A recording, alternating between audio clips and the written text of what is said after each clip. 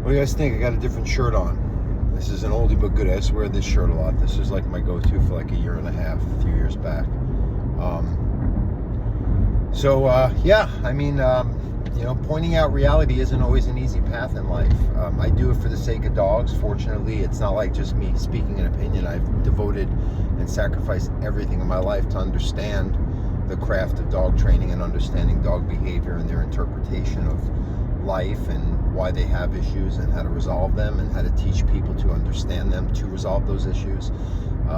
But it's not an easy path. I mean, even just people want to fight against, I talk about it all the time, they want to default back to these kind of pre-programmed factory setting, or I guess not factory settings. These are like software that's been like kind of like downloaded into them to think a certain way about like not just dogs, but society as a whole. But a lot of cases, there's just this common consensus way of interpreting dogs and their behavior, and it's not even close to the reality, at least if you were going to go and see how the dogs are perceiving it. And a lot of the way we base our interpretations is like our own, again, these faulty programs that like run in our minds that they're not really useful anymore. And I don't know why they were, generationally.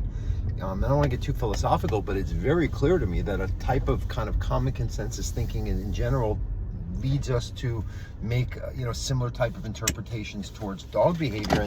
And like anything, if you point this out, and I follow a lot of people on YouTube who talk about this in the human realm, they get downright mad, they avoid you, they don't want to hear it, they rush your speech. So I get a lot of like, yeah, when I'm like, you're the one whose dog has a problem, you're the one who's not seeing what I know I'm seeing and I know your dogs are seeing.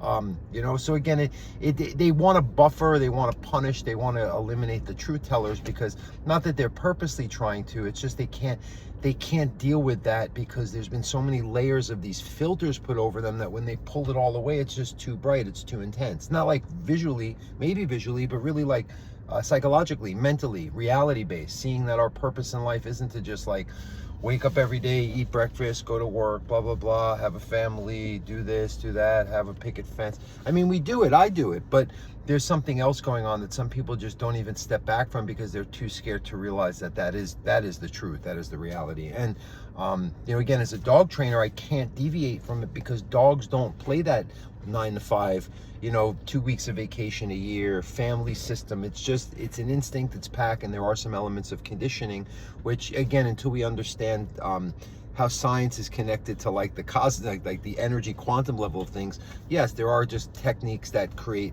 conditioned responses in dogs, but again, to condition them to see things, or for us to show them that we see things in a very specific way that they're seeking, when at least in our presence, at least in this realm, that they exist alongside of us. Maybe in a different realm, it's a different kind of connection or a different thing that interacts as two species like we do with dogs.